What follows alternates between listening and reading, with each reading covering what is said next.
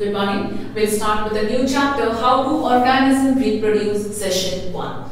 So basically what is reproduction? Reproduction is producing the young ones, right, of the same species. Production of the new organism from the existing organism of the same species. Reproducing their young ones of the same species is called as reproduction. So why do you think there is a need, or why reproduction is so important? What happens if there is no reproduction in organisms? So if there is no reproduction in organisms, there will be no continuity of the species. Suddenly you see that if there is no reproduction in dogs, the dog species will discontinue, the cat species will discontinue, the human species will stop discontinuing, similarly as others. So as we know that each all are interdependent on each other.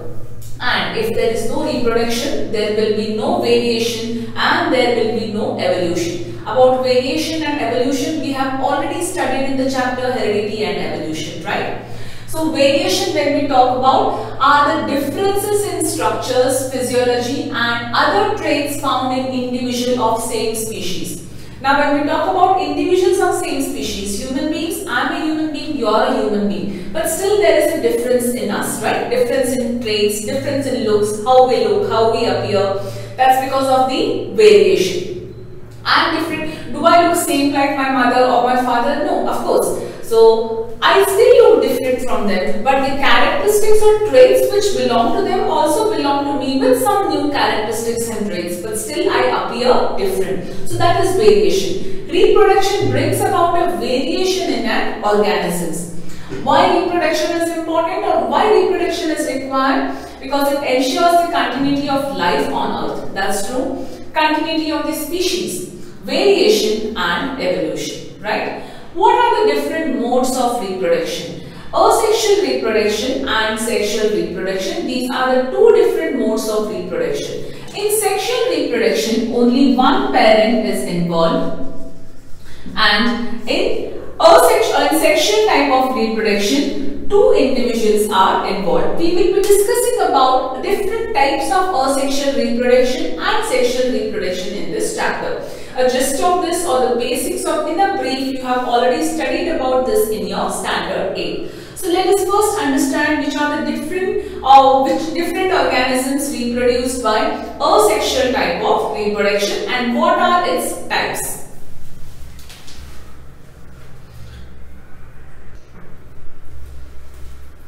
So, what is asexual reproduction? In asexual reproduction, a single individual gives rise to a new individual. That means no gametes are formed. What are gametes? Gametes are nothing but the reproductive. These are the reproductive cells. Now, when we talk about the gametes, we have studied in brief about gametes in standard 8. That is, gametes are the reproductive cells. For example, in the sexual mode of reproduction, we have male gamete and the female gamete, where male and the female gamete fuse to form a zygote, right? That you will study again in the sexual type of reproduction. That means here, since it is only one individual which will give rise to the new individual, that means there are no gametes formed. That means a single individual will not have any reproductive cells, right? New individual is identical to the parent. So whatever individual is to be born. Now for example, yeah, of course, when we look at the dogs, cats, you feel that all are same, but actually all are not the same. We human beings, when we see, are we identical to our parents? No, we are not identical to our parents, right? That means there is a difference in variation, what we say, that comes under sexual type of reproduction. In asexual reproduction, the new individual what is born is the carbon copy of the parent, what you can say. That's because it has no reproductive cells, that is no gametes. Since there is asexual, there is no variation. It always takes place in the lower level of organisms. Let us understand the different modes of asexual reproduction. The first is fission. In fission, we study about binary fission and multiple fission. Then we have fragmentation, regeneration, budding, vegetative propagation, and the last one, spore formation. We will be studying about these modes of asexual reproduction in details.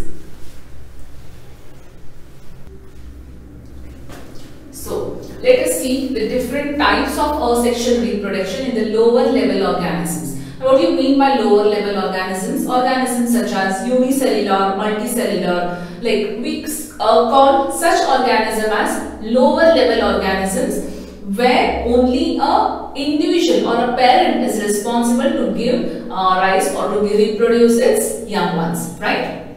We do not say young ones, it gives rise to the new organisms, as simple we say that. The first one is fission, where a parent cell divides into a daughter cell. That means a fully developed parent cell, if I have to consider, when it is fully mature, that will give rise to two daughter cells. In fission, we have two types. One is binary fission, another is multiple fission. Now, binary means two. Example for binary fission is amoeba. Two cells are formed. This is a fully grown or a developed amoeba, I can say. So, a fully developed amoeba, I term that as a parent cell. So, this is how the fission occurs. The nucleus also starts dividing into two daughter cells separately. And this is how two small amoebas are formed. Two daughter cells are formed. Now these are babies, what you can see. These are the babies of amoebas, right? Now these small babies have to grow and develop into a fully matured amoeba. Now that again matured amoeba will give rise to two more daughter cells. This amoeba will grow, develop, mature and give rise to two daughter cells. So got this point? So this parent cell only, how did this come? This has come from the existing new amoeba. See, usually how we see, okay, there is a dog gave birth to puppies. Dog also is there, puppies also are there, right? It's not in case of these organisms, right? So these organisms, what will happen? That amoeba itself, once it is mature, it will divide into two. How it will divide? Any part it can divide like this, it can divide like this. Any part it can just divide and form two small daughter cells. That is in binary fission. Multiple fission, when we talk about, many cells are formed. Here only two cells were formed. Multiple cells are formed. Example is Plasmodium. Plasmodium is a malarial parasite. Mosquitoes, how mosquitoes breed? They breed in numbers, right? When we talk about asexual type of reproduction, children, there is a rapid new individuals are formed, what you can see there, right? Rapid reproduction is happening there. So, multiple reproduction is an example of Plasmodium, that's nothing but a malarial parasite. Mosquitoes, example. See how they are just bounded together. These all are stick in a jelly-like form, right? So many cells are there which are in a jelly-like form. They are all bounded. This is the mother cell, which will, once it matures, it will give rise to these many daughter cells, right? All small cells are formed. So these cells again will grow, develop and again form one together, again give rise to many. So in all this, what we have seen is the existing organism gave rise to the new one, and the new organism what is formed is identical to its parent. Next we'll go with the fragmentation. The word itself tells us fragments means pieces. So the organism breaks up into small pieces upon maturation. Even the same thing here. There is one organism which on maturation will break into small pieces, right? Now each piece develops into a new individual. Now suppose example is Spirogyra. It's a water body. What you can say here is, this is Spirogyra actually how it looks. This Spirogyra is cut into several small pieces. Nobody will come and cut it. It's the body type, once on maturation will just shed into fragments, right? Now these small fragments, so these are fragments what I have just drawn. These small fragments will develop into a new one. You can ask me now, what is the difference between them, fragmentation and Plasmodium, this multiple fission or binary fission? They are cells only, but this amoeba what is born is already developed. It has to grow further to mature, right? Plasmodium cells which are developed, they are already developed only. A mother cell to daughter, they are babies, right? This is mother and these are small babies. Babies means they will grow, right? But here, this is a mother cell or this is a parent cell or mother cell when we talk about, it is not giving rise to babies. It is just shedding into pieces. Each piece will develop, right? Got my point? So it is different from this. Here the already developed ones are being born. Here I can say which are born are just into pieces. Each piece will develop into a new organism. So that is in case of Spirogyra. Regeneration. If an organism is somehow cut or broken into many pieces, each piece grows into a complete organism. Example, Planaria, Hydra. This is a structure of Planaria. Somehow if I cut this Planaria into three pieces, if I cut or the Planaria itself cuts upon maturation into three pieces, each piece will grow into a new organism. For example, now this is a head, middle piece and tail of a Planaria. I have cut into three pieces such that a head, middle piece and a tail is separated. That means this Planaria has a head. So what part is missing? Middle piece and tail is missing, right? It will develop into a middle piece and tail. This has a middle piece. Its head and tail will grow. This has a tail. A middle piece and head will grow. That is regeneration. Now the question comes is, how is regeneration different from fragmentation? In fragmentation or fragmentations occurs at the cellular level, cells, smaller parts, right?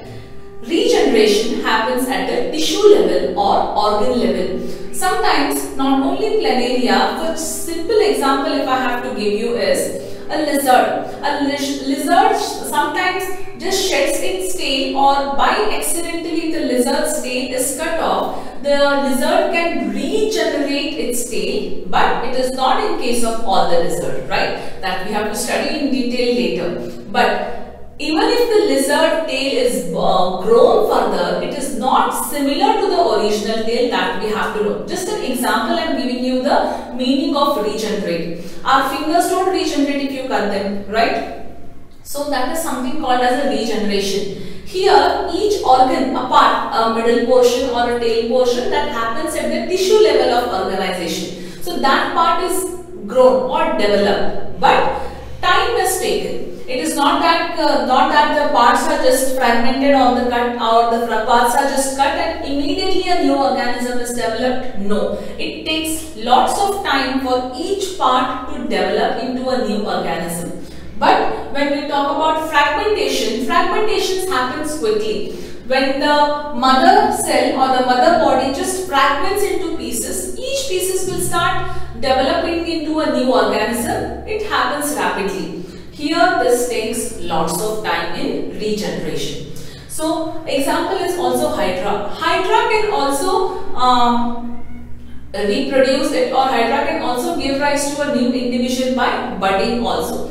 We understand the next few processes. We understood here fission, underfission, binary fission, multiple fission, fragmentation, regeneration. Now next we will see about budding, vegetative propagation and spore formation.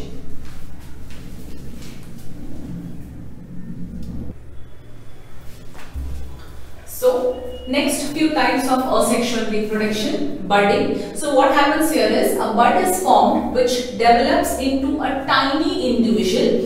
It detaches from the parent body upon maturation and develops into a new individual.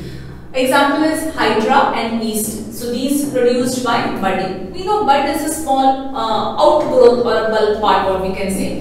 This is a Hydra. So you can see a small bulb here, small outgrowth. So there is a bud formation, right? A mother cell gives rise to a small bud. What happens? This small bud starts growing. From a baby, it starts growing, right? So you can see once the baby is slightly developed, right? It is fit enough, the baby is mature enough, then it detaches from the mother body. It detaches from the parent body upon maturation and develops into a new individual. So it detaches and it develops into a new individual. Further again, how many buds can be formed? More than 1 or 2 buds can be formed in an Hydra. Simultaneously there can be one more bud here, right? That's possible. So more than 1 buds are formed at a time. So that gives rise to a daughter cell.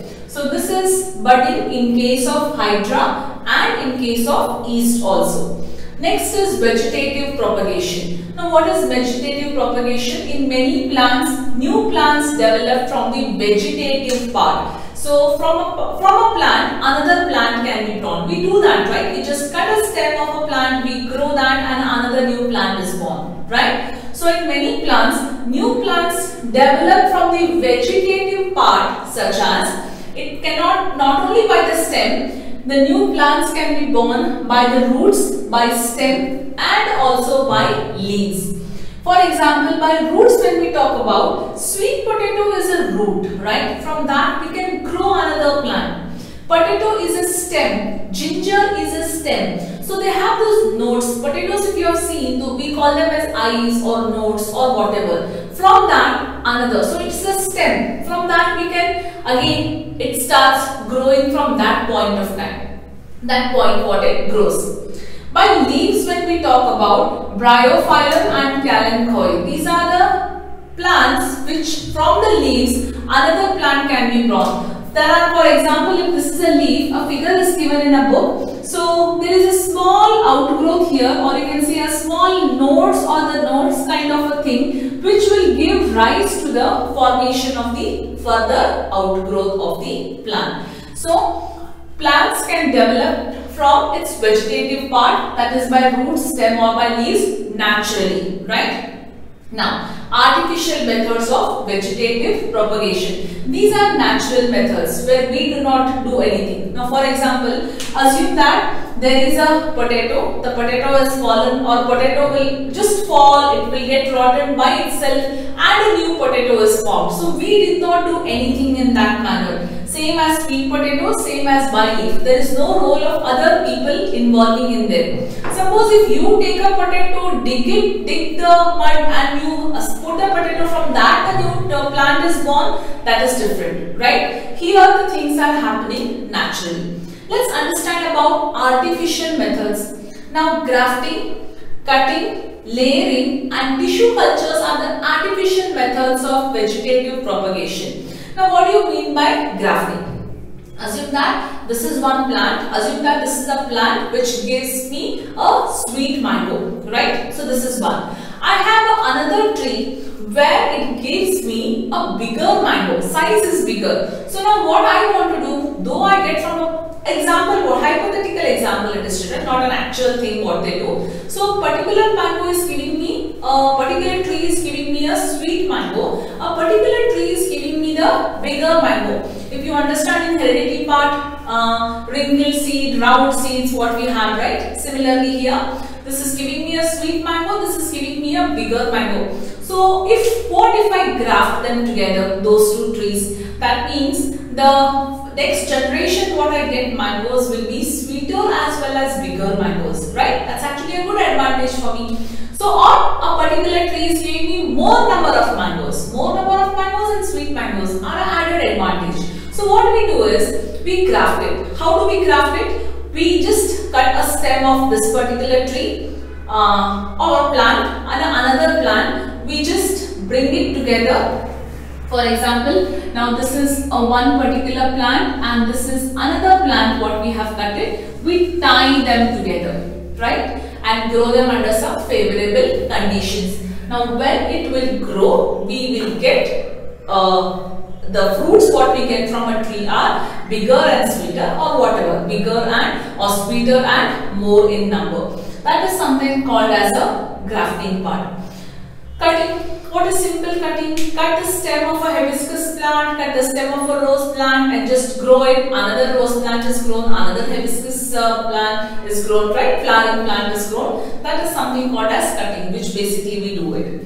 Next is layering. Layering is usually taken place in terms of jasmine plants, flowering plant or pomegranate also. What they do in layering is, now suppose this is a jasmine tree or pomegranate tree. These are its different branches. We just pull one branch of jasmine tree and sow it under the ground. We just pull one particular branch of a jasmine plant and just sow it under the ground. Now this will give rise to a new plant, right? It will start bearing flowers. and that time what we do is we cut it off. This is called as layering. This is one technique of growing. Not all plants grow in this, some particular plants, that is jasmine as well as pomegranate. Then at last we have a tissue culture. Now tissue culture, what we do is we take out a small tissue of a particular plant and we put them into a test tube into some nutritive solution where a tissue can further grow and go into a small sapling or just a small bud to germinate that, then into a sapling. Then we further sow them. But until that it is kept under the observed favorable condition. Now what is the use of tissue culture? Using tissue culture we can have some ornamental plants like orchids, etc. We can also have some fruits like papaya, seedless papaya or seedless pomegranate, anything. We can develop into a new different type of the existing fruit with a different structure or the different variety, what you can say here. That helps us in tissue culture. At last we have spore formation. Now spore formation usually takes place in rhizopus or in fungi. Now what actually happens here is, there's a spore formation like this. This is called as a stalk and this is where the spores are there, right? Spores are these tiny small bulbs, what you can see. These are spores which are bound together in a small bulb like thick wall-like structure. On maturation, what will happen is this thick wall will just open. Once it opens, it just bursts off. Once it bursts, so what will happen if it will burst? So it will burst, all the spores are just spread across each other. Just imagine I have a balloon and I have filled some mustard seeds in balloon. Okay, I am filled with mustards in those balloons. So what if I just prick the balloon? Suddenly once I prick the balloon, can you just imagine how the mustards are just spread across everywhere? Similarly, these spores also just spread across everywhere and from that again a new organism will develop. Small. Again, from this existing one, small spores which will go fall upon, from that the new life or the new organism will develop. Spores are a small bulb-like structure which are covered by thick walls. Under favorable condition, they germinate and produce new organism. Under favorable condition in the sense is, once they mature and grow, a new organism will be developed.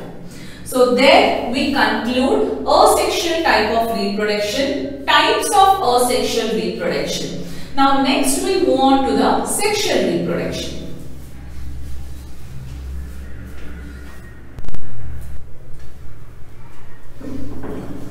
So the next type of reproduction what we will study here is sexual reproduction. So reproduction takes place as a result of the fusion of the male and female gametes. Now when we talk about a male and a female gametes, gametes are nothing but the reproductive cells. So generally when we talk about a male gamete, it is nothing but a sperm, and when we talk about a female gamete, it is nothing but a ova, that is a egg. We will again study about that later. So fusion of gametes give rise to a fertilization which gives rise to a zygote.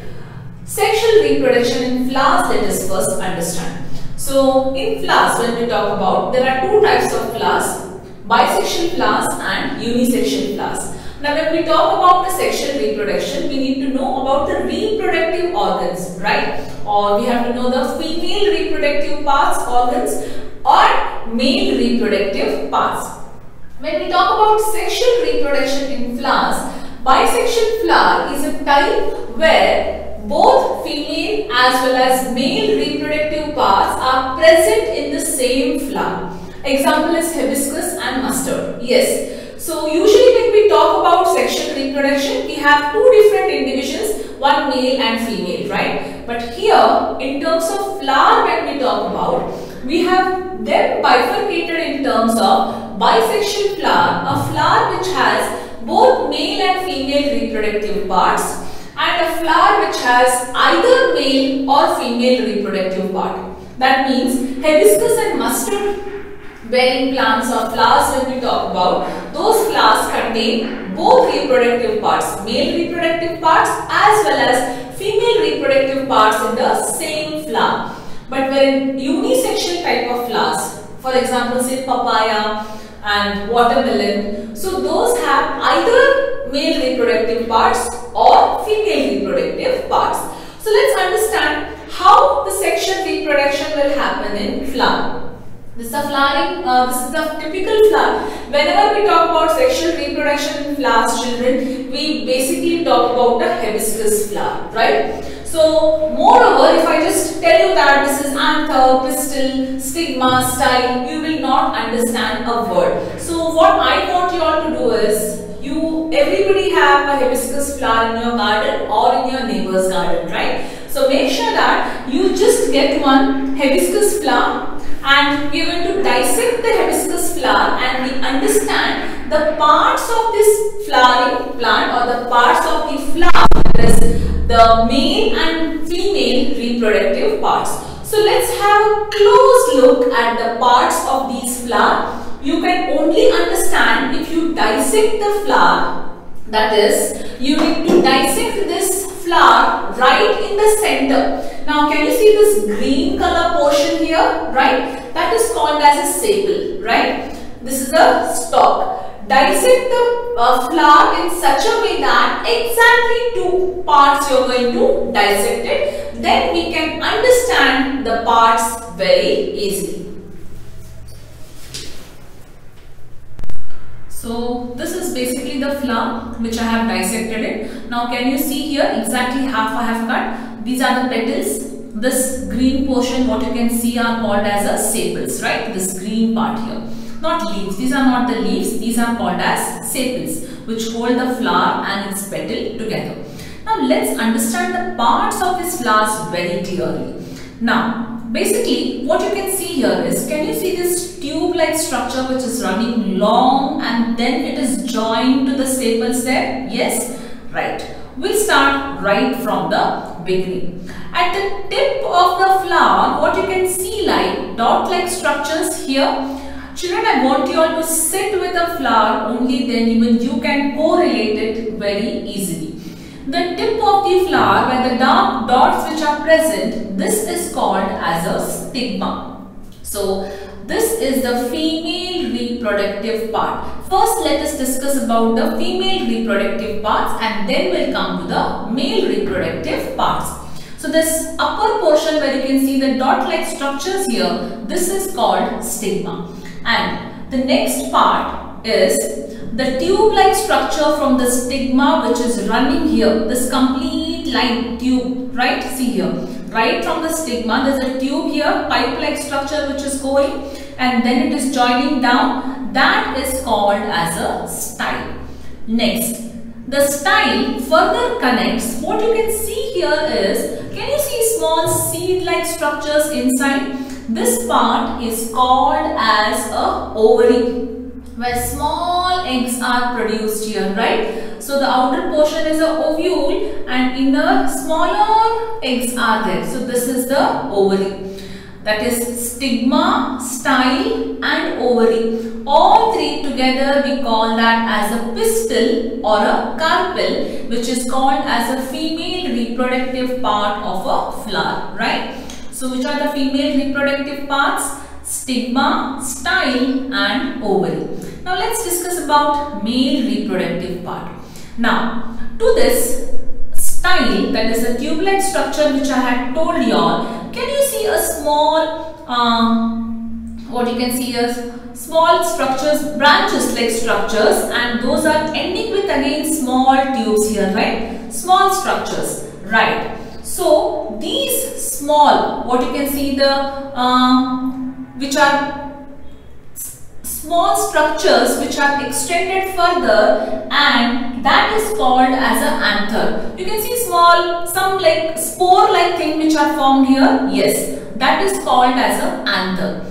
And the line which connects the style, that is this tube, to the anther is called as filament. Okay, filament is one small line and anther is that small dot on the filament. Together, filament and anther is called as a stamen. So stamen is a male reproductive part of a flower. See here, the small line what it has here, that is called as a filament. One small stick like thing. On that stick, there is one small spore like which is there, that is called as a anther. So this is a male reproductive part of a flower. So this is basically a typical flowering plant or typical flower, or we can say the parts of the flower, that is male and female reproductive parts of a flower. So let's understand that in detail now. We will study how is the process of seed formation done in the flower,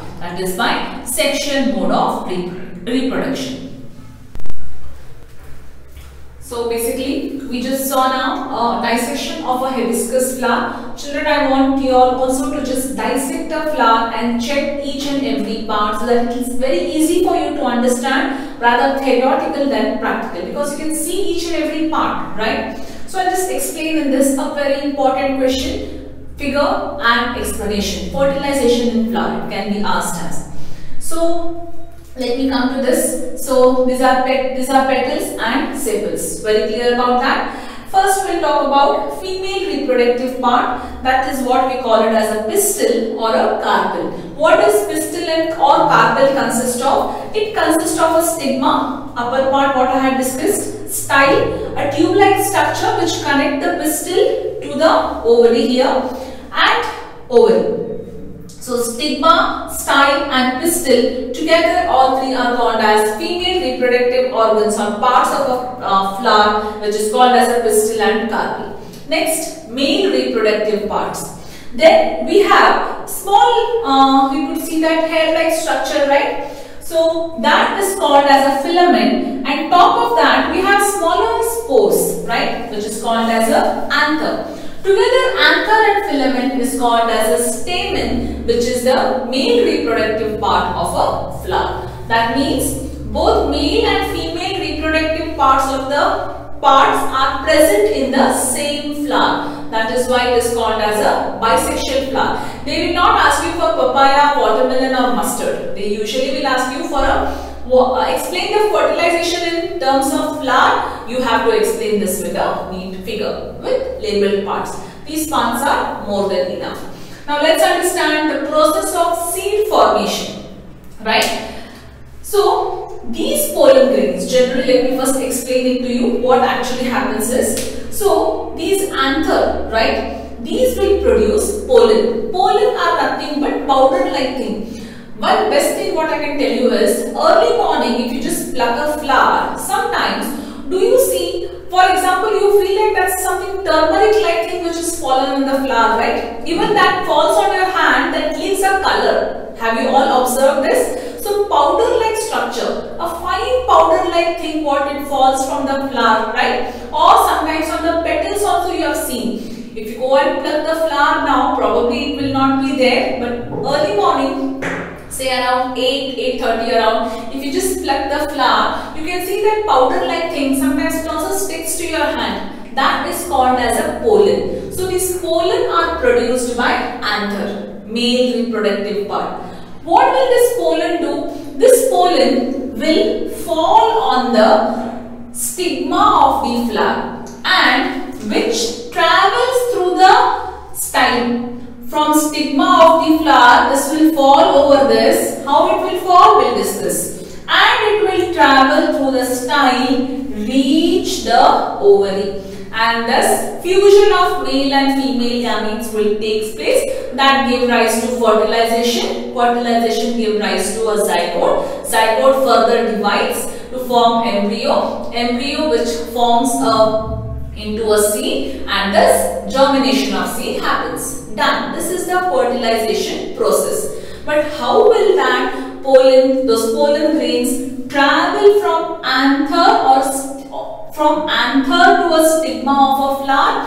That is done by air, wind, rain, animals, insects, honeybees, etc. Right? Those will take those pollen grains to the stigma of the flower. Now, in case, now this is one flower. the pollen grain of this flower only will fall on this, means it is called as self-pollination. For example, in a flowering plant, I have say 10 flowers, okay. So this is one flower, second flower, third flower. From third flower, it fell on the first flower. From the same plant, it is called as self-pollination.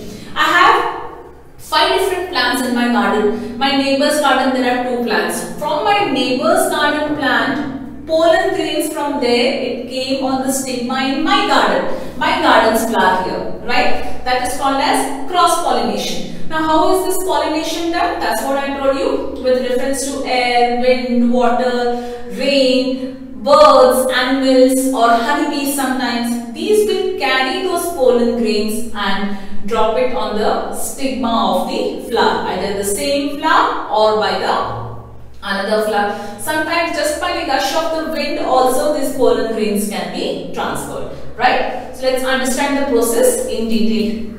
Pollen grains produced in anther are transferred to the stigma of the same flower, okay, which is called as self-pollination. Definition is very important. Definition sometimes I am asked, what is pollination? Simple definition asked, pollen grains which are produced in the anther are transferred to the stigma of a flower, same different afterwards, are transferred to the stigma of the flower known as pollination, right? What is self-pollination? Are transferred to the stigma of the same flower from the same plant, okay? Self-pollination. Or it is transferred from the stigma of another flower. Another flower in the sense another plant, which is called as cross-pollination. Both definitions can be asked. Then what happens after that? Pollen grains germinate from pollen tubes. As I have told you, they travel through the pollen tube, that is nothing but a style. Pollen tube which pass through the style to reach ovules present in the ovary, which reach the ovules present in the ovary. Now, as I had showed you, there are small eggs-like things which are present. Only if you cut the flower, you will come to see this very clearly. Fusion of male and female gametes will take place, which is called as fertilization. Zygote is produced inside the ovary. Zygote divides to form embryo. Ovule develops a thick coat and changes into a seed gradually. Ovary changes into a fruit and other part of the flowers fall off. This is fertilization of a flower, right? Further, how germination of seed take place. This can be added to this if you want, or it's okay. But sometimes separate small or 1 mark question or can be asked germination with the figure. The figure is already given in the book, children. You can as well go through. So the seed germinates to form a plant. This is called as germination. Now what is this germination? This is a cotyledon. Cotyledon is nothing but a seed. 2 things what you have to know here is this is plumule and this is plumule and this is radicle. Now what is this radicle? This radicle is a part of a, this is embryo, right? It is a part of an embryo, or you can say that growing part of an embryo, that is root system, right? This is a growing part of an embryo shoot system. So this plumule is a stem part of the growing embryo and radicle is a root part of the growing embryo. So basically sometimes it is asked as an MCQ or 1 mark or just a figure of germination. You need not draw this. This is not germination. This is fertilization. Cross section of a flowering plant. And this is for germination. So this is about sexual reproduction in a flower, right? So in our tomorrow's session, we will understand sexual reproduction in human beings.